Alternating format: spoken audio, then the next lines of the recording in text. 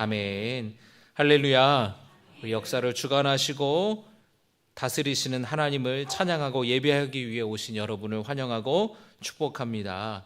우리 옆에 있는 분들과 함께 인사하겠습니다. 다시 한번 인사합니다. 주님의 은총과 평강이 함께 하시기 바랍니다.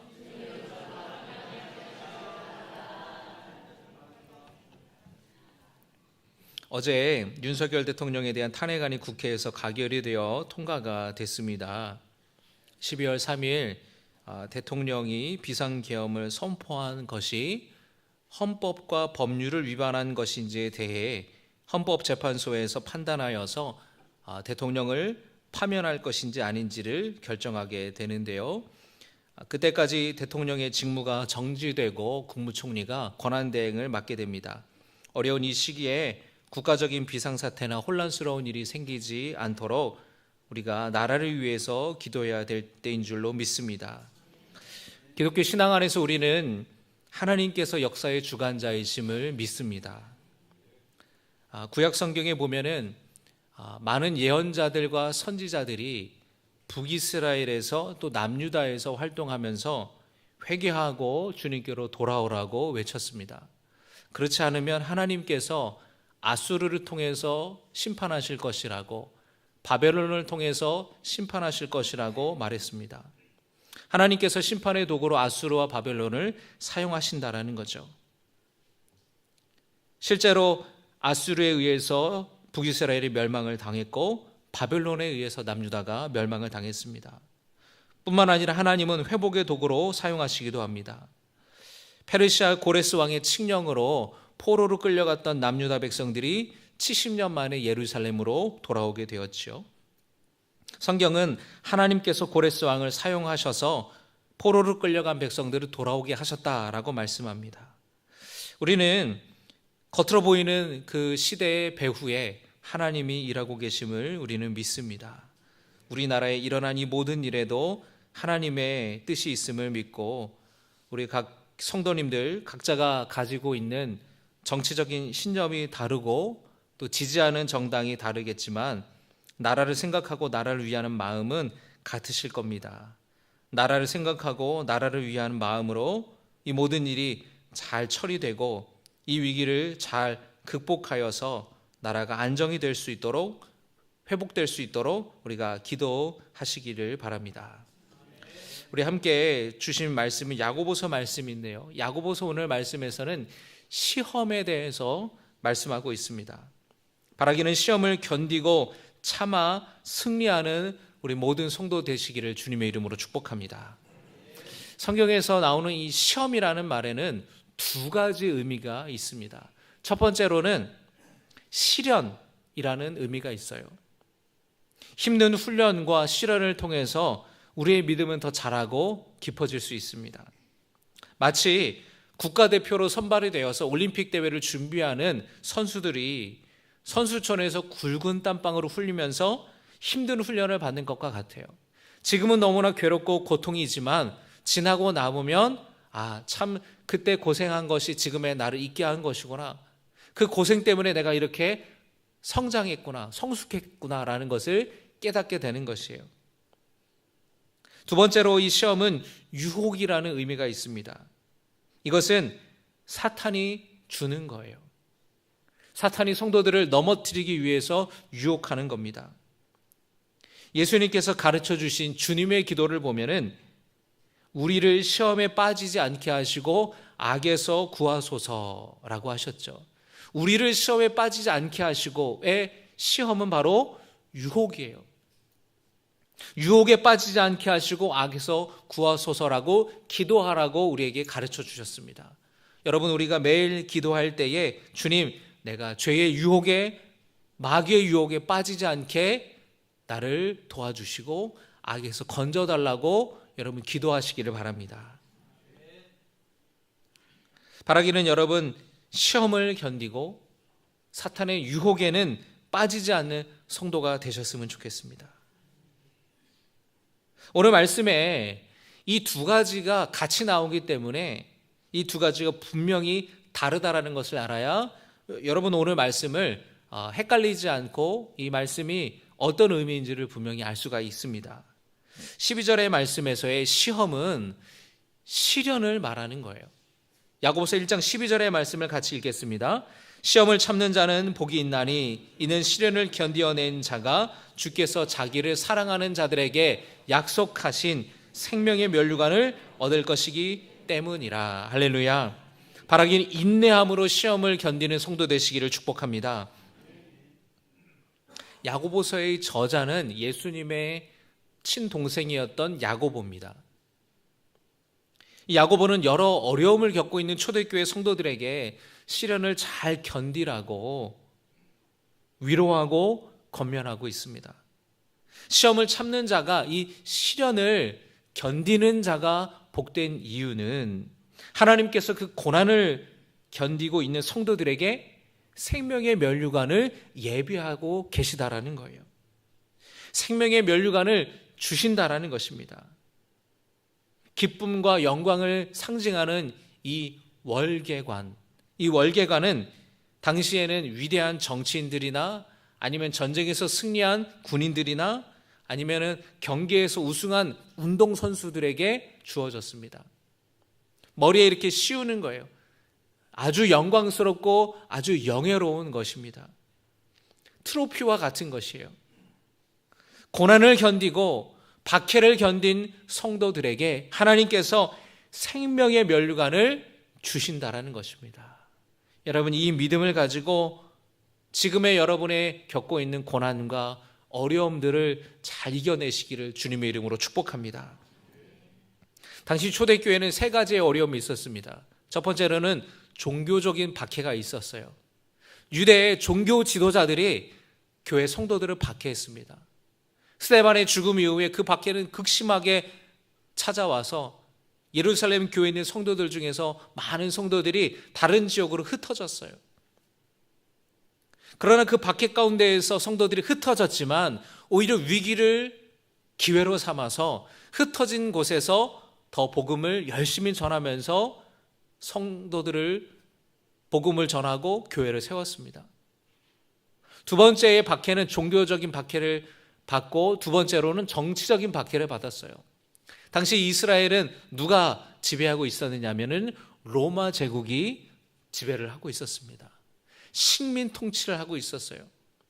그래서 많은 사람들이 어려움을 당하고 과도한 세금을 내야 됐고 그들이 로마 황제를 주로 고백해야 되는 그런 핍박을 받고 있었습니다. 또 세 번째로는 경제적인 어려움이 있었습니다.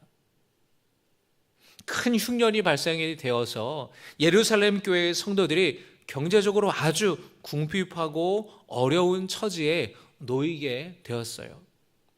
사도 바울이 전도 여행을 하면서 세운 그 교회와 성도들에게 예루살렘 교회가 지금 어려움이 있으니 좀 우리가 도와주자고 해서 그 교회 성도들이 보내온 구제금을 모아가지고 예루살렘에 사도 바울이 전달을 합니다. 그 배경이 바로 여기에 있었던 거예요. 그래서 이 예루살렘 교회 성도들에게는 이 세 가지 종교적인 박해, 정치적인 박해, 경제적인 어려움이 있었다라는 겁니다. 이런 성도들에게 야고보가 위로의 메시지를 전해주는 겁니다. 지금의 고난, 지금 당하고 있는 박해, 지금 당하고 있는 핍박을 믿음으로 인내함으로 견디라고 하나님께서 생명의 면류관을 주실 것이라고 이야기를 하고 있는 거예요. 여러분, 이 말씀이 초대교회 성도들뿐만 아니라 오늘 이 말씀을 듣는 여러분에게도 위로가 되고 힘이 되는 말씀이 되기를 바랍니다. 여러분, 요즘에 어떤 고민이 있으십니까?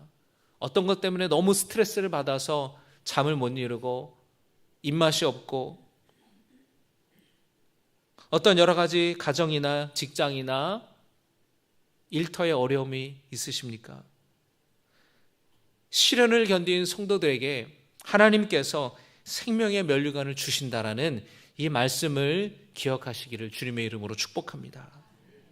지금의 그 고난을 견딜 힘을 우리 예수님께서 주시기를 주님의 이름으로 축복합니다.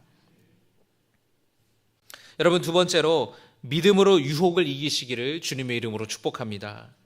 12절의 시험은 시련이라는 의미로 쓰였는데 13절 이하에 나오는 시험이라는 단어에는 유혹이라는 의미가 있습니다. 13절의 말씀을 14절의 말씀을 읽겠습니다. 시작. 사람이 시험을 받을 때에 내가 하나님께 시험을 받는다 하지 말지니 하나님은 악에게 시험을 받지도 아니하시고 친히 아무도 시험하지 아니하시느니라. 오직 각 사람이 아멘. 13절에 받는 이 시험은 유혹이에요. 유혹받을 때에 그것은 하나님이 주시는 게 아닙니다. 하나님께 시험을 받는다 하지 말라는 겁니다. 14절의 말씀처럼 시험 받는 거는, 이 유혹을 받는 것은 자기 욕심에 끌려서 미혹된다라는 겁니다. 하나님은 거기에 책임이 없으시다라는 겁니다. 하나님은 성도들을 유혹하는 분이 아니시라는 거예요. 우리 욕심 때문에 넘어진다라는 겁니다. 그 욕심은 죄를 낳고 사망을 낳는 것입니다. 15절의 말씀에 욕심이 잉태한 즉 죄를 낳고 죄가 장성한 즉 사망을 낳느니라 했습니다. 구약 성경의 창세기를 보면 아담과 하와가 선악과를 먹고 죄를 짓는 것을 복입니다. 교회를 다니지 않는 사람도 이 스토리는 잘 알죠. 근데 어떤 사람은 말하기를 아담과 하와가 선악과 먹은 게 하나님 때문이 아니냐고 말하는 사람이 있어요. 하나님께서 선악과를 괜히 거기다가 두셔가지고 먹게 한 거 아니냐는 거예요. 여러분, 참 이 말이 이렇게 그럴듯하면서도 또 아닌 것 같기도 하고 헷갈리죠? 마치 하나님이 유혹하셨다는 투로 말하는 거예요. 이 말에 여러분 혹시 동의하십니까? 여러분, 아담과 하와가 선악과를 먹은 게 하나님 때문인가요? 하나님이 거기에 선악과를 둬서 죄를 짓게 만든 겁니까? 아닙니다, 여러분. 아담과 하와가 선악과를 먹은 것이 하나님 때문이 아니라 아담과 하와 안에 있었던 욕심과 교만 때문이었어요. 하나님과 같이 눈이 밝아지게 된다, 하나님처럼 된다라는 교만 때문에 그 자기의 욕심에 넘어져서 선악과를 먹은 것이지 하나님 때문이 아니었다라는 거예요. 그 마귀의 유혹을 받기 전에 아담과 하와는 선악과를 보면서 그런 마음이 전혀 없었습니다. 유혹을 받을 때에 그 안에 욕심이 그 충동으로 말미암아 선악과를 먹게 되는 죄를 저지르게 된 것입니다. 또 어떤 사람은 하나님을 믿지 않고 하나님을 부정하는 사람들 중에서는 이렇게 말하는 사람도 있어요. 또는 우리 성도들 중에서도 때로는 이 문제 가지고 혼란스러워하는 성도들도 있습니다. 그게 뭐냐면 하나님이 선하시다면, 하나님이 정의로우시다면 왜 이 세상에 죄가 존재하는 거냐라는 거예요. 왜 이 세상에 악이 존재하냐는 겁니다. 우리는 종종 이런 질문을 받기도 하고 우리 안에 이런 의문이 생기기도 합니다. 여러분, 이 세상에 죄와 악이 존재하는 이유는 하나님 때문이 아니라 유혹에 넘어가는 인간의 죄성, 인간의 연약함 때문이라는 것이에요. 오히려 하나님께서는 그 세상의 죄와 악의 고리를 끊어내기 위해서 이 땅에 예수님을 보내주신 것입니다. 길을 가다가 어떤 사람이 이렇게 땅에 떨어진 지갑을 발견했어요. 지갑을 보니 5만 원짜리가 가득해요. 지갑이 닫혀지지가 않아요. 그러면 여러분, 그걸 보고 어떤 사람은 아무렇지도 않아요. 아무렇지도 않게 경찰서에 갖다 줍니다. 그런데 어떤 사람은 마음이 흔들려요. 그래서 그 돈을 자기 주머니에 넣고 지갑은 도로 버립니다. 자, 여러분, 지갑 잃어버린 사람의 책임이 있는 건가요? 여러분, 이런 상황에서 주님 왜 나를 시험하십니까? 라고 말하면 안 된다라는 거예요. 하나님이 시험하려고 유혹에 넘어가는지 안 넘어가는지 보려고 그 시험을 주시는 게 아니라는 겁니다. 내 마음이 흔들리는 이유는 돈에 대한 나의 욕심 때문이기 때문이라는 거예요. 하나님은 우리를 유혹하시는 분이 아니라는 것을 분명히 아시기를 주님의 이름으로 축복합니다. 우리를 유혹하는 것은 사탄이지 하나님이 아니라는 거예요. 여러분, 기회와 유혹을 분별하는 지혜가 있기를 주님의 이름으로 축복합니다. 왜냐하면 유혹은 항상 기회로 둔갑하여서 우리에게 찾아오기 때문에 그래요. 그래서 이걸 우리가 자세히 보지 않으면 기회처럼 보입니다. 절호의 기회처럼 보여요. 그런데 알고 보면 유혹일 때가 훨씬 더 많습니다. 어쩌면 우리는 그것이 유혹인 줄 알면서 넘어가기도 해요. 바라기는 유혹과 기회를 분별할 수 있는 지혜를 하나님이 여러분에게 주시고, 그것이 유혹이라면 단호하게 거부할 수 있는 굳건한 믿음 또한 하나님이 여러분에게 주시기를 바랍니다. 만약에 그렇지 않고 내 욕심으로 인하여서 그 죄의 유혹에 넘어가 버린다면 오늘 야고보서 말씀처럼 욕심이 죄를 낳고 죄가 사망을 낳는 결과를 초래하고 말 것입니다. 여러분, 욕심 때문에 망한 사람들이 얼마나 많아요. 돈에 대한 욕심, 권력에 대한 욕심, 명예에 대한 욕심, 그 욕심은 끝이 없습니다. 채워지질 않아요. 인간의 욕심, 인간의 욕망은 그런 것입니다. 그 땅의 것을 추구하며 살아가요. 그런데 그것들이 그 사람의 영혼을 구원하지 못합니다. 그 사람이 죽을 때에 가지고 갈 수 있는 것은 아무것도 없어요. 그래서 솔로몬은 전도서에서 헛되고 헛되니 헛되고 헛되다라고 말하는 겁니다. 솔로몬이 자기가 권력도 다 가져보고 돈도 다 가져보고 다 누려보고 경험해봤지만 다 유한하다라는 거예요. 다 헛되다라는 것이에요. 헛되지 않은 것은 뭐냐면 사람이 살아가면서 선을 행하는 것, 그것이 가장 귀한 것이고 창조주 하나님을 경외하는 것이 가장 귀한 것이라고 솔로몬은 이야기를 하고 있습니다. 여러분, 바라기는 여러분 안에 일어나는 그 죄의 유혹과 그 영적 전쟁에서 싸워 승리하시기를 주님의 이름으로 축복합니다. 우리 옆에 있는 분들과 인사하겠습니다. 유혹에 승리하시기 바랍니다.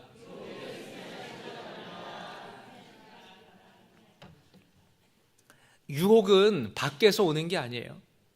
내 안에서 유혹은 올라오는 거예요. 내 안에 올라오는 욕망, 내 안에 올라오는 충동과 우리는 싸우고 저항해야 됩니다. 이 죄의 유혹과 치열하게 싸웠던 성경의 인물을 한 사람 꼽자면 요셉을 꼽을 수가 있습니다. 요셉이 어린 시절에 자기가 꾼 꿈을 형들에게 이야기를 해요. 형들의 시기를 미움을 받습니다. 이 요셉의 형제들이 요셉의 12아들 중에 11번째입니다. 그 위에는 다 이복 형들이에요. 그런데 아버지의 사랑을 이 요셉이 독차지했습니다. 왜냐하면 야곱이 2명의 부인을 두었어요. 그리고 부인의 각 여종들을 통해서 자식들을, 아들들을 낳았는데 첫 번째 부인인 레아와는 거의 사기 결혼을 당한 거예요. 원치 않는 결혼을 했어요. 정말 사랑하는 사람은 둘째 부인인 라헬이었습니다. 그런데 첫째 부인은 하나님이 남편에게 사랑받지 못한 것 때문에 하나님이 위로해 주셔서 아들을 많이 낳아요. 근데 둘째 부인 라헬은 자식을 낳지 못합니다. 그러다가 어렵게 이 난임 부부가, 난임이었는데 정말 어렵게 아이를 낳은 게 요셉이었어요. 그러니 아버지 야곱은 이 요셉이 얼마나 사랑했는지 다른 형들보다도, 다른 아들보다도 요셉을 편애했어요. 그러니까 이복 형제들이 당연히 요셉에 대해서 시기하고 미워하는 마음이 있었는데 그 미워하는 형들의 마음에 불을 지르는 거예요. 기름을 붓는 거예요. 요셉이 꿈을 꿨는데 형들의 곡식단이 자기를 향해 다 절하고 있다는 거예요. 자기가 꿈을 꿨는데 해와 달과 별들이 다 자기를 향해 절하고 있다는 거예요. 형들이 들었을 때에 어이가 없는 거죠. 얼마나 화가 나는지, 그래 네가 아예 그냥 맘먹으려고 그러는구나. 그러면서 요셉을 죽이려고 해요. 그리고 요셉을 이집트 노예로 팔아버렸습니다. 요셉이 그때는 어렸어요. 그래서 그 마음에 있는 그 유혹을 이기지를 못했던 겁니다. 요셉의 마음에는 형들보다 높아지고 싶은 마음, 나는 아버지의 사랑을 독차지 받으니까 형들을 무시하는 마음, 그런 마음이 요셉에게 이 유혹이 올라온 거를 그만 넘어가 버린 거예요. 결국에는 그 일로 인하여서 요셉이 이집트에 팔려가지 않았습니까? 형들보다 높아지고 하는 그 유혹에 넘어지고 만 겁니다. 이 경험을 통해 요셉이 뭔가 깨달은 게 있지 않을까 싶어요. 우리가 성경에 그 숨겨져 있는 그 스토리를 우리가 좀 볼 필요가 있습니다. 요셉이 17살 때 팔려갔거든요. 요셉이 그 어린 시절에 그 형들보다 높아지려고 하는 그 자기 형들을 무시하고 자기가 우월하고자 하는 그런 마음의 유혹이 넘어갔을 때가 이런 어려움을 당했잖아요. 자기 안에 있는 내면의 욕심, 그 유혹을 내가 싸워 이겨야겠다라는 마음을 요셉이 먹었다라는 겁니다.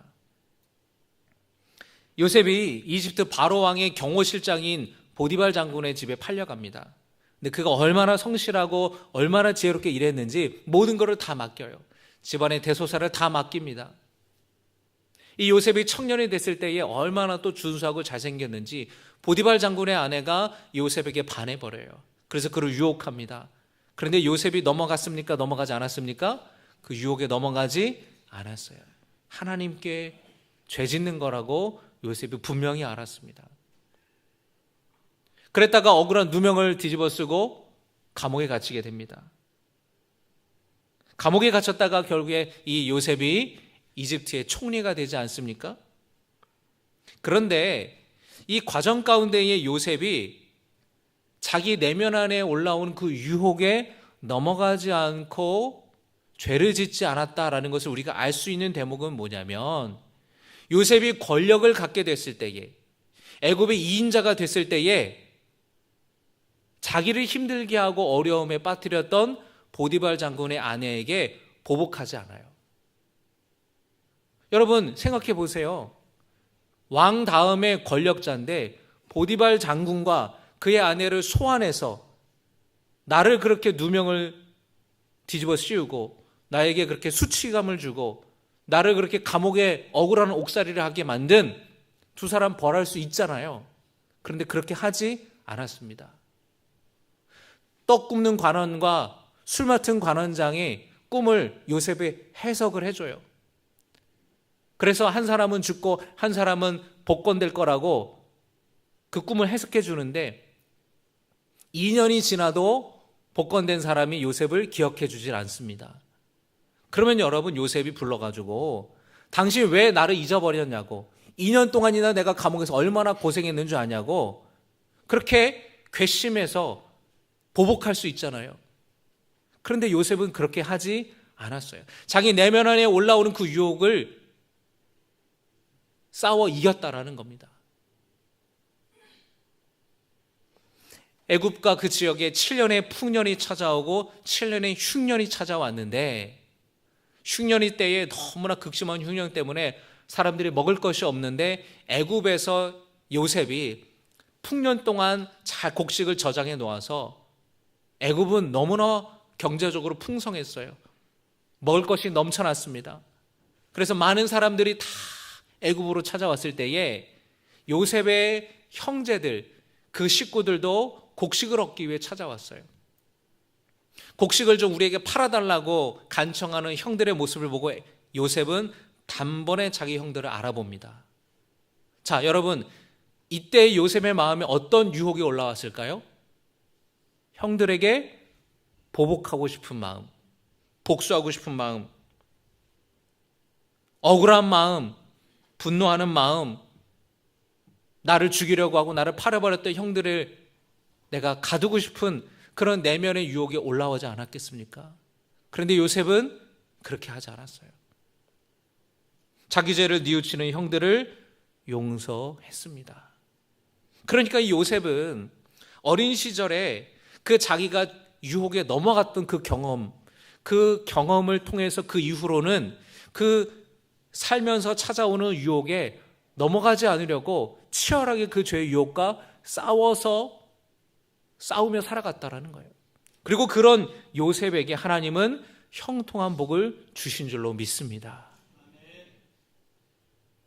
여러분, 지금까지 살아오면서 때로는 여러분의 마음에 어떤 유혹이 올라오고 어떤 충동의 마음이 올라와서 이기지 못하고 넘어질 수도 있었을 겁니다.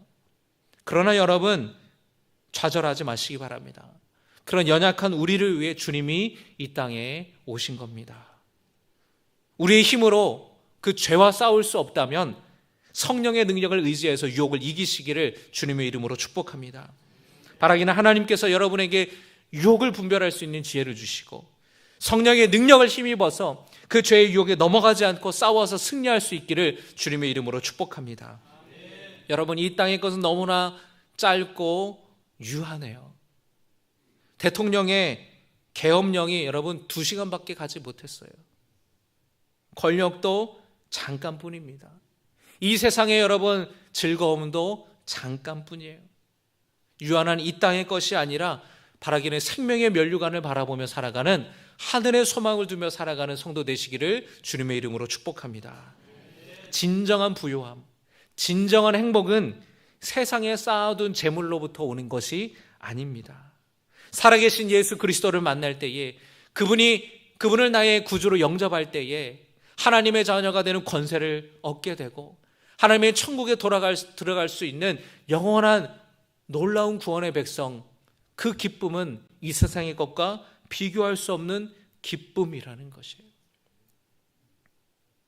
사도 바울이 일평생 복음을 전하고 그리스와 오늘날의 그리스와 터키와 유럽 지역을 다니면서 복음을 전하면서 때로는 붙잡히기도 하고 매맞기도 하고 옥살이를 하기도 하고 죽을 뻔한 그런 위기도 겪었습니다. 그런데 바울은 자신의 삶에 대해서 뭐라고 이야기하냐면 고린도후서 6장 10절에 같이 보겠습니다. 근심하는 자 같으나 항상 기뻐하고 가난한 자 같으나 많은 사람을 부요하게 하고 아무것도 없는 자 같으나 모든 것을 가진 자로다. 자기 자신이 이런 사람이라는 거예요. 여러분, 우리 그리스도인들은 바로 이런 사람이에요. 세상적으로 볼 때에, 겉으로 볼 때에, 물질적인 눈으로 볼 때는 어려움이 있어요. 근심이 있어요. 가난해 보여요. 아무것도 없는 것 같이 보여요. 그러나 오히려 우리는 믿음으로 말미암아 하나님이 나와 함께 하심으로 말미암아 기뻐하는 인생을 살아가고 많은 사람들에게 선을 끼치고 남에게 부요하게 하는 인생을 살아가고 모든 것을 가진 사람이라는 것이에요. 여러분, 우리가 천국 백성이 됐다면, 하나님의 구원을 우리가 소유한 사람이라면 여러분, 이 세상의 다른 어떤 것과 비교할 수 없는 많은 것, 모든 것을 가진 삶 아니겠습니까? 우리는 그런 삶이에요. 그런 자기 인식을 가지고 여러분 살아가시고 이 세상에서 사도 바울이 그렇게 당당하게 살아갔던 것처럼 믿음으로 당당하게 살아가시기를 주님의 이름으로 축복합니다. 사도 바울은 빌립보서 3장 14절에 이렇게 말합니다. 표대를 향하여 그리스도 예수 안에서 하나님이 위에서 부르신 부름의 상을 위하여 달려가노라. 아멘. 자기의 인생의 목적이 이거라는 거예요. 어떤 사람의 인생의 목적은 세상에서 부를 쌓고 세상의 지위를, 높은 지위를 얻고 자기의 이름이 알려지고, 그런데 바울의 인생의 목적은 하나님이 부르신 부름의 상을 위하여 달려가는 것이라는 거예요. 이 땅의 상을 위해 달려가는 것이 아니라는 겁니다. 하나님이 예비하신 생명의 면류관을 위해 달려가는 거예요. 그게 바울의 살아가는 인생의 목적이었고요. 여러분의 인생의 목적이 되기를 주님의 이름으로 축복합니다.